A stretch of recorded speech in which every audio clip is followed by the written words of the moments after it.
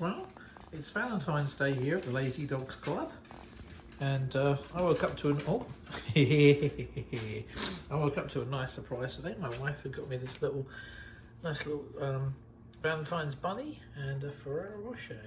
However, I got her something really cool. I just had a professional floral designer drop this off for me. And in this video, I'm going to show you the how one of these is made, because I never knew anything about this before. So I kind of did a little video of her putting it together and walking us through. So we'll take a look at that. And happy Valentine's Day, everybody. Okay, so I am in my neighbour's garage, and she's actually a professional flower arranger, and we're doing a secret project, which is to create a really nice Valentine's Day display for my wife, because it's been a long time since I've done anything nice like this for her on Valentine's Day. A fun fact about my wife is that I used to send her red roses while we were dating, and she kept them all for all the years that we were dating, which is about 4 or 5 years. And then I guess obviously had them all dried out and everything. And then she was able to give them to the flower girl to sprinkle at our wedding, which we thought was really nice. So I thought that was lovely. Anyway, my friend Carla is doing the arrangement, so I'm just going to ask her some questions, and you guys can get to watch along and see a professional flower arrangement made. So what's this first step then, Carla? This is just called greening in, and this is just some people call it leather, some people call it baker fern. It's just the easiest filler, and it does give you the most fluff to give you a base to put your flowers through, so that it kind of holds it together. And then after I get through with that, I will tuck in some fancier greens. Not as many, because we've got a lot of flowers to put in here, but I'm going to tuck in this kind of fun, great big leaf. Oh wow, look at him. Just for effect. I'm going to have to shorten him down a little bit. I wanted to see how long he was going to be. And so we'll kind of do something. This is going to be more front-sided, so I'm going to do it with a little bit of a lean this way. He'll start to hold in place once we get a few more Okay, so we're going to flowers in there. stop the video now. We'll come back when it's a little bit further along. Okay, so Carla, as you can see, has started to add a few flowers in.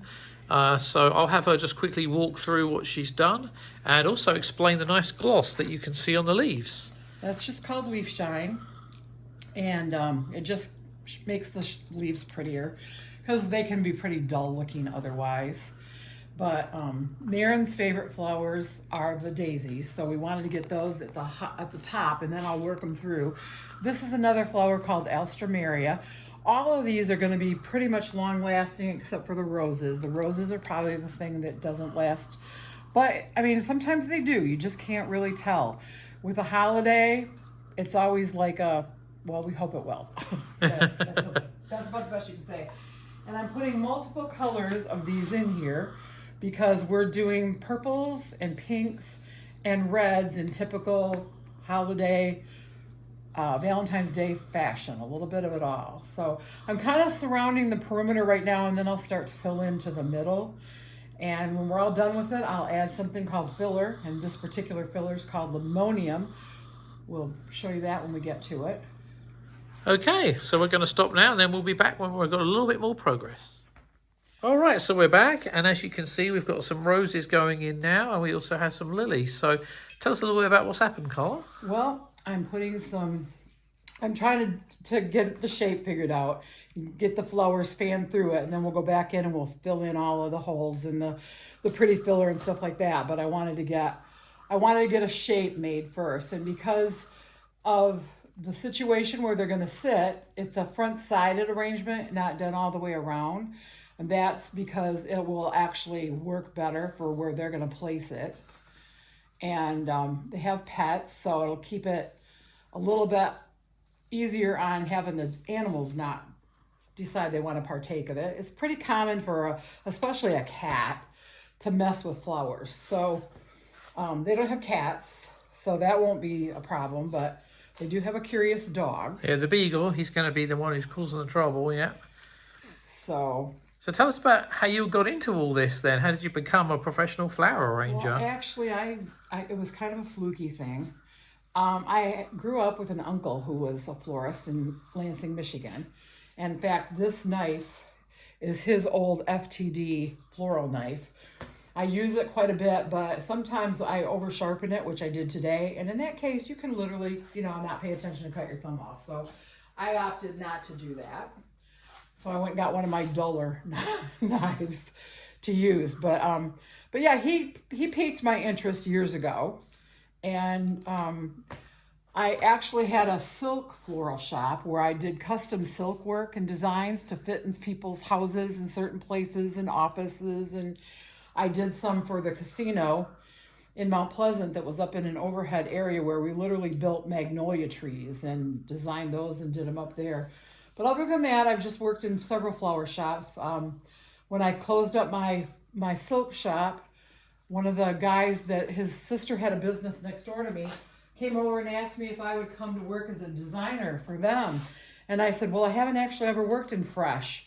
But I said, when you're doing silk, you can take and just bend the head so that it goes the direction you want it. I said, I'll be snapping all your flowers off because I'll want to move their heads to where I want them. He said, nah, you'll get used to it. So he hired me and I worked for them for quite a few years. And then we moved and came out here, and now I am back at a shop working. I had my own for about 10 years, actually a little longer than that, but I moved. I moved so many times that I've lost track, but I had one that I started out of my house. My garage turned into a shop. Then I moved into the city and put one in the town where I was living. And then from there, I moved that location down the street to another location that was a little better for me. And for so many reasons. And then when I retired and sold my shop, I came out here. And, you come out of retirement now and then. Well, I did. And now I'm working for a shop here in Springfield. But this is just something I wanted to do. Michael helps me out with my dogs while I'm at work. So I wanted to do something nice for him and his wife that she could enjoy for this season. And so we're doing these. Lovely. Okay, so this is it from the side, and here is what it looks like from the front. As you can see, a wonderful flower arrangement by a professional arranger or designer. Is that what they call you guys? Now, Carla has pointed out a few things which I thought would be worth sharing in this video.